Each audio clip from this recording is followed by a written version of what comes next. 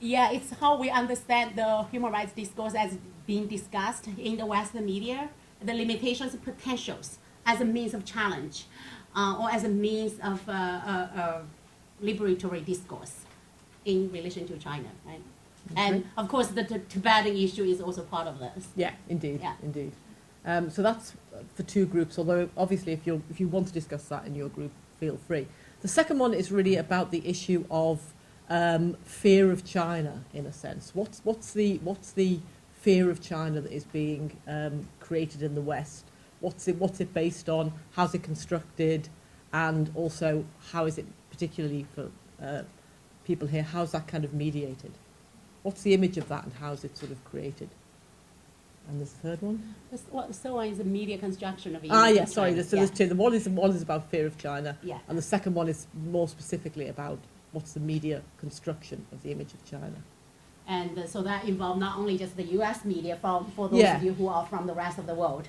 The image of China is very different, Yeah. or might be different.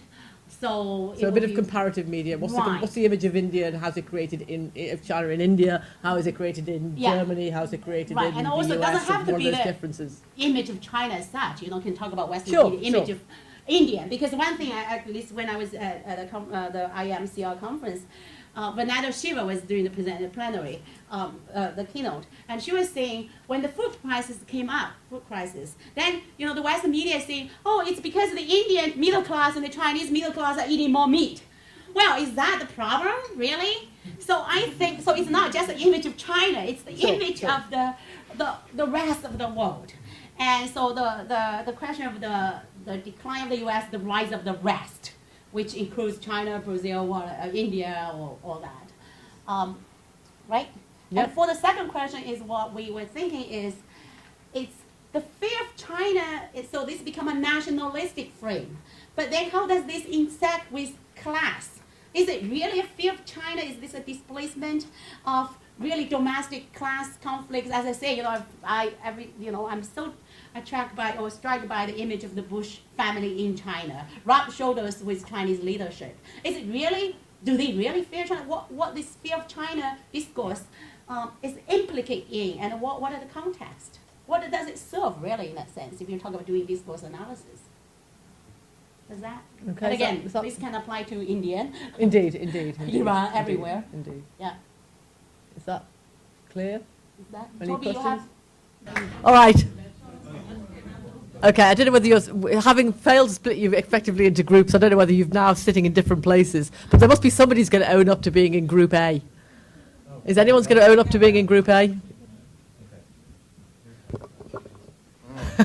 Yeah, still, we remember that the last spasm of the welfare state in the United States was when Reagan gave out free cheese. I don't know if you remember that. Anyway, human rights. Since I asked that question, they made me report for a group. So, Rightly so. okay, so one of the comments was about, in terms of the different perspectives outside the U.S., is how different the question of human rights in China is from the perspective of India. And India and China are constantly being compared as models for development. And so, of course, India is very much both pressured and kind of threatened by China, both as a primary partner for economic development, especially in the ICT sector. But obviously, India wants to assert that it is a democratic model which does not want to be assimilated into China's more authoritarian model. So that's kind of a perhaps a non-imperial alternative starting point for thinking about human rights activism around China. We briefly went through the kind of history of how more socialistic or cultural and economic rights were kind of distinguished from and separated out from the notion of human rights during the Cold War, and how there are many movements to try to reintroduce, to socialize human rights, that it's not just about private property and freedom of religion and expression, but it can be a global movement for economic and social rights. And we talked about how indigenous peoples have been at the forefront of collective and social rights, even in the IP and intellectual property sector, so that could be another starting point. we talked about how the uniqueness of the Tibet case and the charismatic figure of the Dalai Lama, and we debated over whether that made it a unique case, and whether we could extrapolate anything from the particular focus on the Tibet case, whether that is because of imperialism or it's because of the successful uniqueness of the Tibetan mobilization.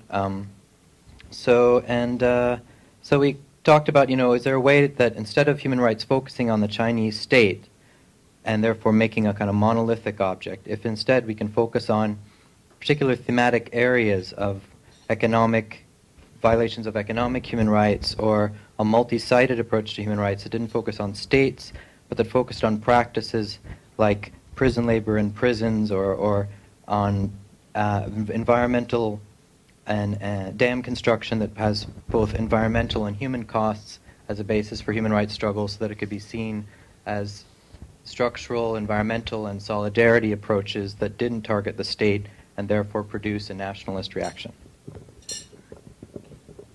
Group B? You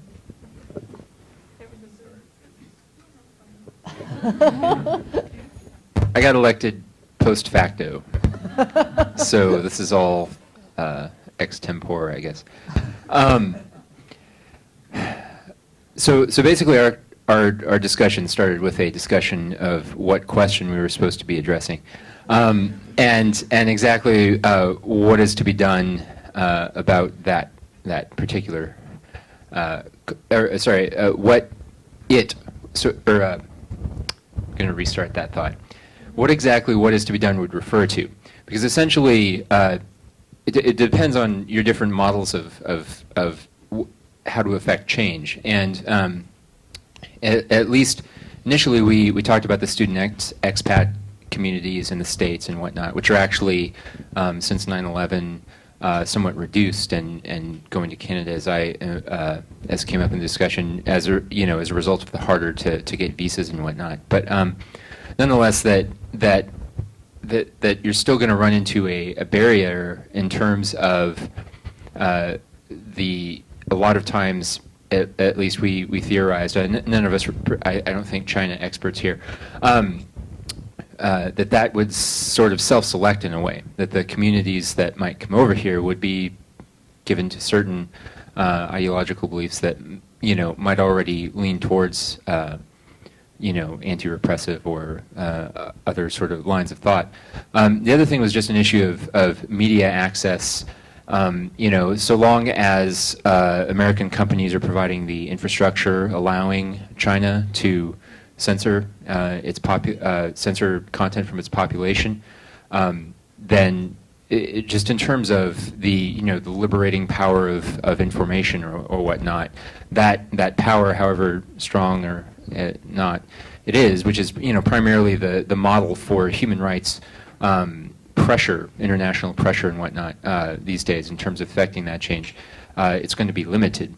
And then we get into the sort of murky waters of whether or not you buy into what is essentially I guess a neoliberal argument, though I feel like we've used that term enough over the past week and a half that I'm beginning to wonder exactly what it means.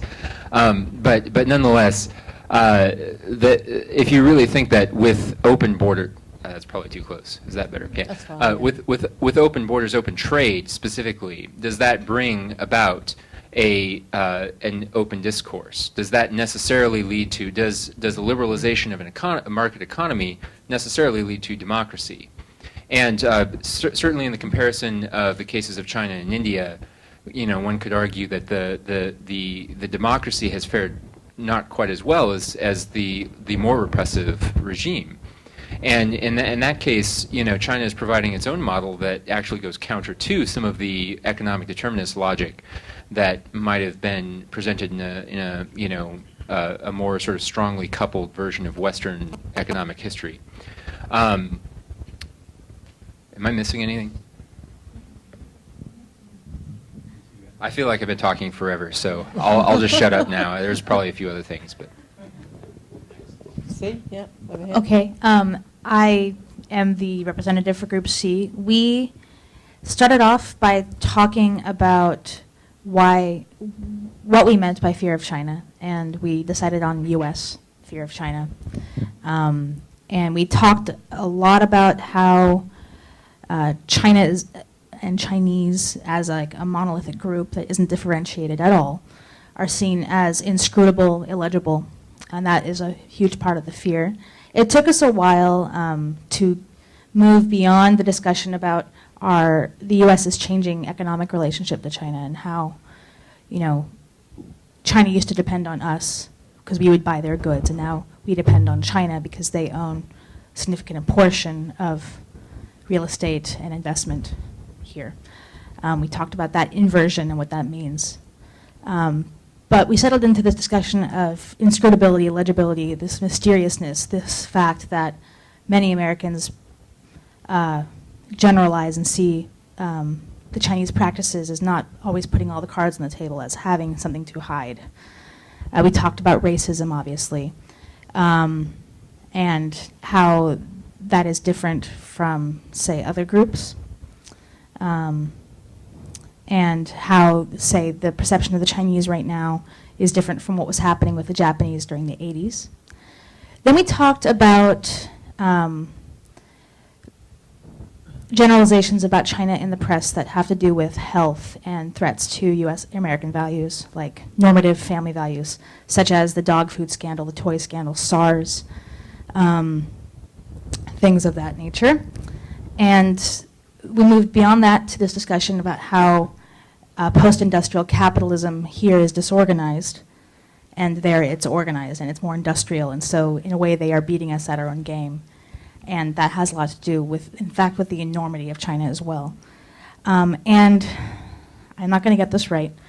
At the end, Riley brought up this really great point about how there are other coalitions that are being built around the world, such as with China hosting a conference about United States of Africa conference, and how it seems that the geopolitics are changing a whole lot, so that the South, global South, and the East are ganging up on the West.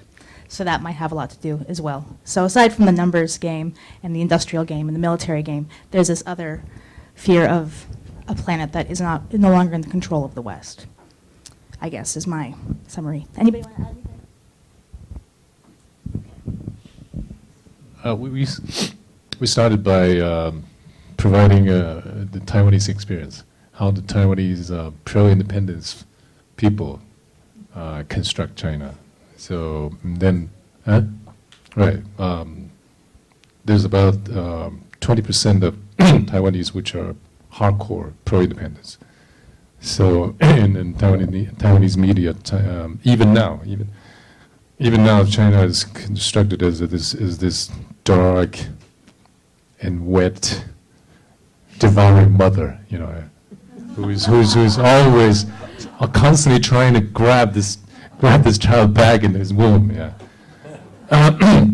So there's this definitely, I've been working on this for some time now, and this definitely is a class thing.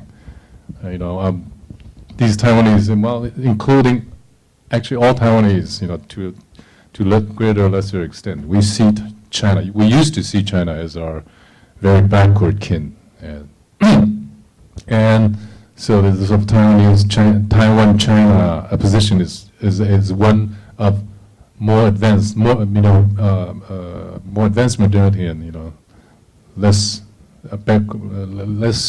developed modernity. It's this contrast, yeah. And then we move on to somebody mentioned, China is not doing enough itself or herself to present a more agreeable image to the world. Yeah. But then, of course, what would be the more agreeable image? Would that be one that caters to the Western imagination, or? But then, somebody mentioned that, for instance, the quake, after the Sichuan quake, China was very slow to react, and that really gives a bad image of China. Yeah. But Then, right, yeah, and then we traveled from Taiwan to South America, and we will talk a little bit about the image of China in South America. And first of all, I bet everybody knows that in South America, people call Chinese to every single person who comes from Asia. So that's something that, the stereotype we have.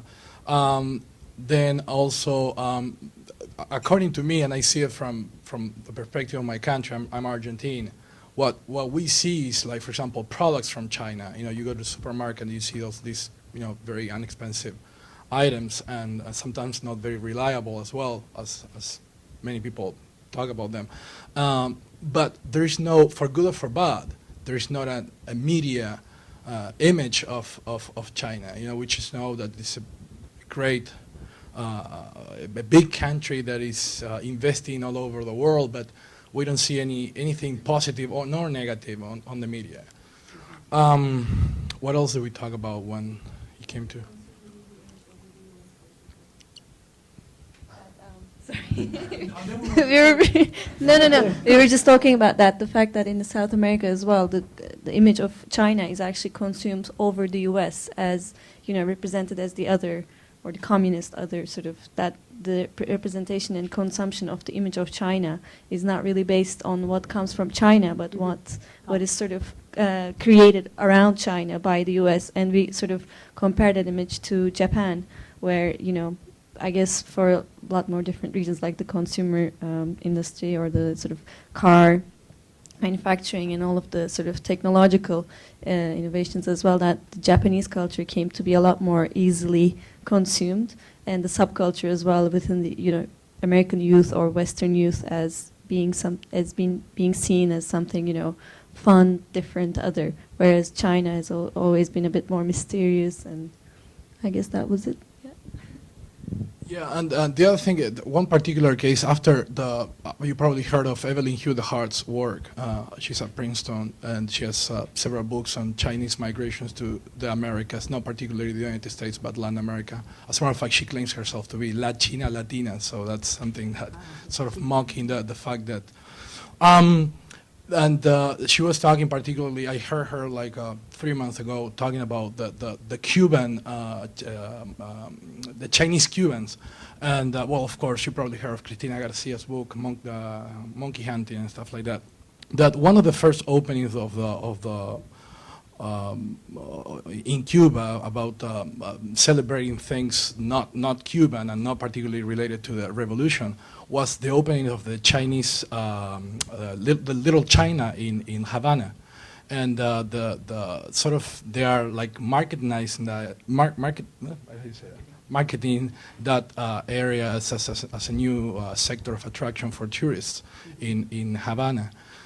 So and also there's a very increasing number of scholars now working particularly on issues not only related to sociology or to history of Chinese migrations to the Americas, but also in literature as well, right?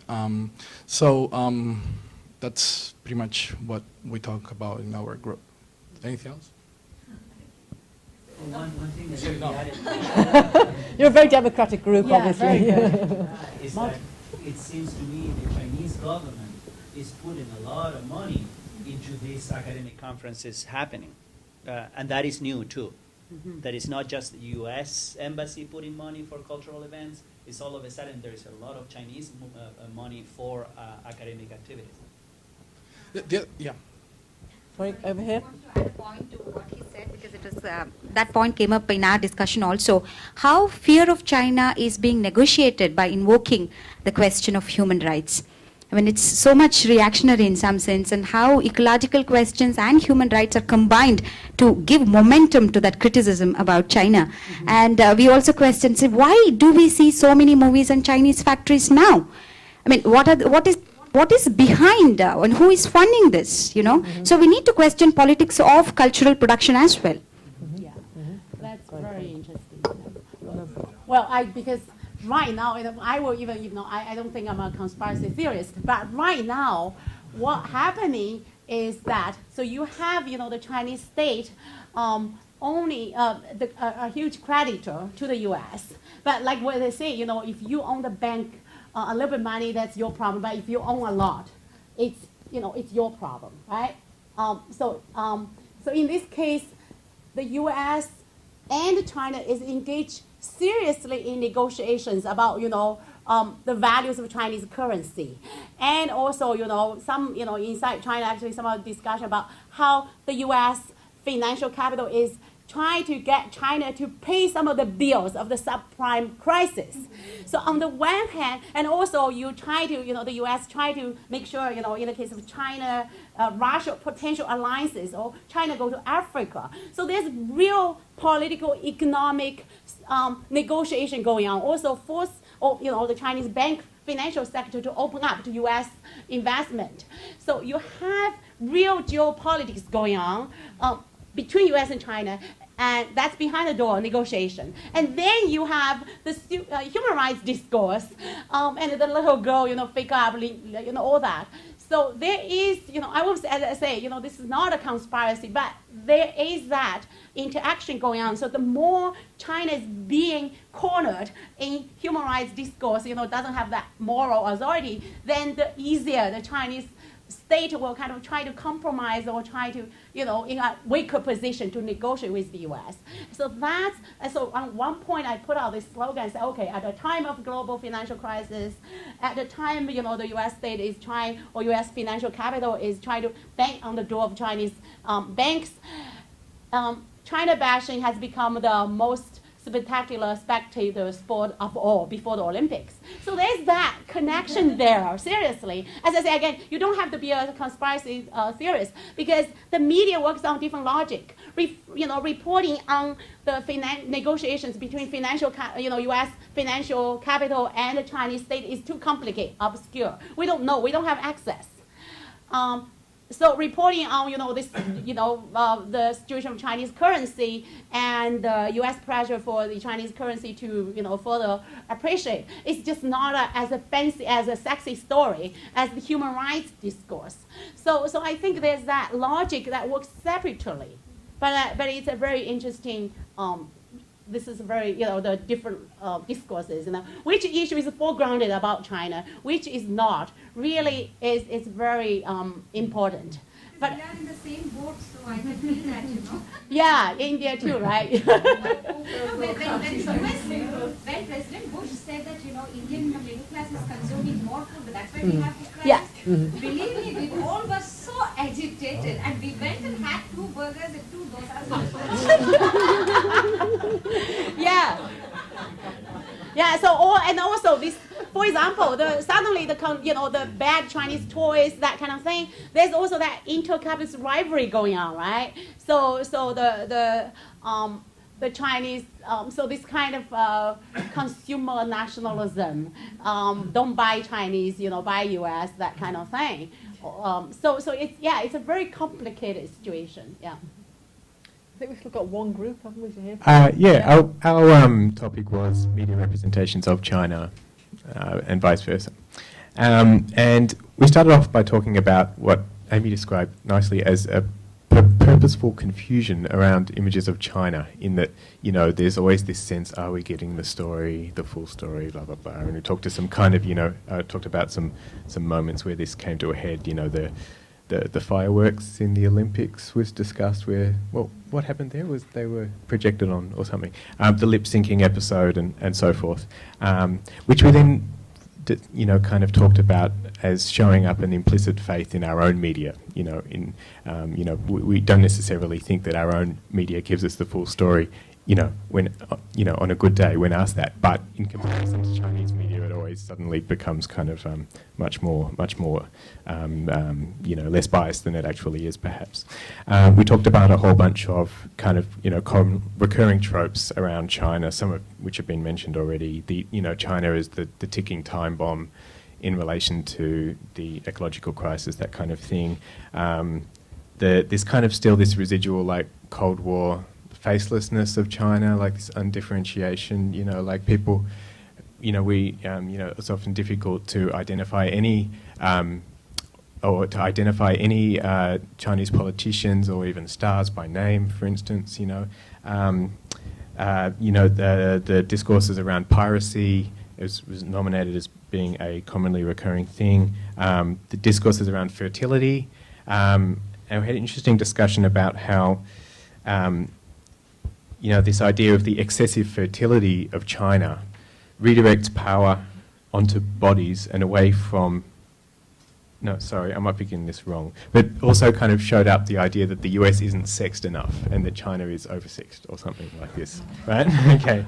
And again, Amy kind of described this as redirecting power onto bodies away from the power of the state, which was interesting. We talked about how in different media, you get different discourses, and that it's, you don't necessarily want to push all media into the same category. And we talked about the art media and its coverage of Chinese art as telling a different kind of story.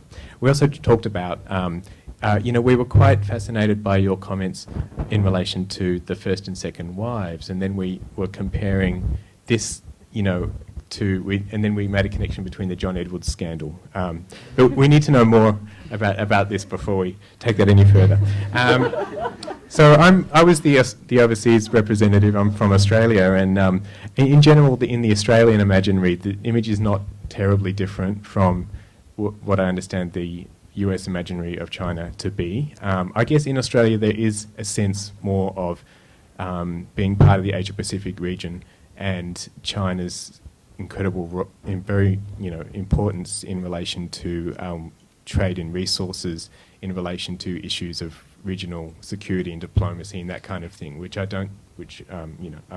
might be a little bit different from how it plays out here. But a lot of the tropes that that we were talking about are very much relevant in the Australian context, especially since we get a lot of our news sources from America anyway. And we also talked about Japan a bit. And the China bashing having strong parallels to the Japan bashing of the 80s. Business discourses around China, the kind of publishing industry that's cropped up around, like being part of the Chinese century, and there's a whole row of bookshelves in any, whole row of books in any airport on this topic. Thomas Friedman saying, it used to be eat your food because the people in China are starving. Now it's do your homework because the people in China want your jobs. That's what he says. And we also talked about Tiananmen Square being, as Doug said, a kind of elephant in the room still in relation to images of China. Yes, and that's all. Great, thank you very much. I think, I forgot your name, but you got a very good question from the group. When you said we are talking about how we see China from different parts of the world, but the question I think was also how do Chinese people see our fear or our fear of them, or how we see portrayed in China? I think it's a very valid question. That is. You guys are credit for it. Definitely. That's a great question, actually. Just quickly, I realized I won't answer your last question first, but the point about Western media coverage of China, or especially U.S. media coverage of China, I want to, if you're more interested, can refer you to this book by Richard Manson, a former UCSD colleague, who is still a UCSD sociologist. He has this book called China and the American Dream. And basically his argument is that the US construct China, an image of China to reaffirm its own national myth. And that's what we do. We construct the other to reaffirm our own national myth. And in this case, the myth is that capitalism or market-based entrepreneurialism and democratic community goes together. That's something we held so dear, right? Capitalism and democracy go together. And we desperately want the Chinese to prove to us that this is the case. So in the US, if you look at historically and you think of, a Time magazine cover as the ultimate, place where you look at this, you have moments of romanticism about China. That, yes, they are going to be like us. They almost look like us. And you have Madam Chiang Kai-shek at the cover of Time magazine say, here's somebody who is educated in Wesley or somewhere, right? And her husband is even Christian, or she managed to convert him. And so in the 30s, right? So this is the moment of China that can almost redeem itself, just become like us. And then you have Deng, when he opened up China, going to Capitalist Road, he wear his, cowboy hat at the Time magazine. Again, he is somebody who is going to make China look like us, or live up to our dream, our national myth. But then Tiananmen Square will never get away. Why? Because that moment, China, or the flat face on the US, hey, we don't like you. Capitalism doesn't lead to market democracy. So it's as much as psychic, I won't say the Chinese have moved on beyond Tiananmen Square. Many of them want to. But it's something that really challenges our national myth. And they talk about that relate to a point that people made earlier about this group, about India. And my point is, and also the developmental state, the Chinese state can do more centralized, do better sometimes than the US, because actually right now the Chinese state is a pure capitalist state than the US state and the Indian state, because you can pursue, and I would say, Singapore is the ultimate neoliberal state, right? Because you don't have to mediate the market through democracy. You can do whatever you can do, really. If you want to suppress workers, fine, because you don't have liberal civic laws. Or in the case of India, I heard that some of the India elites are really jealous of China because they can get away with privatizing telecom, whereas in India you have unions. So democracy and capitalism really doesn't go together in many cases. But in the case of U.S. representation of China, you want China to desperately prove to us that these two things go together. And I think much of that has to do with this aspect. Also, I'm struck by the point about you made that in many other parts of the world, really China's image is mediated through the U.S. And that reaffirms the point about somebody raised earlier that the Chinese state hasn't done enough to represent itself. Because partly I think, yes, despite all the image of China being powerful, for example, count how many foreign correspondents China has. And also, Chinese media coverage, CCTV, for example, when they report international news, they rely on Western media agents, Western news agencies, Reuters, all those images. So even Chinese image of the world is also the rest of the world. Africa, Latin America, also is mediated by U.S. agencies. So in that sense, the debate about cultural imperialism in the 70s hasn't really finished yet. So the rest of the world, people earlier I'm saying that, if between two African countries, if you want to make a telephone call, that message has to go to European capital, right, mediated. Today too, in many, internet connection between Asia countries is still probably going through the US.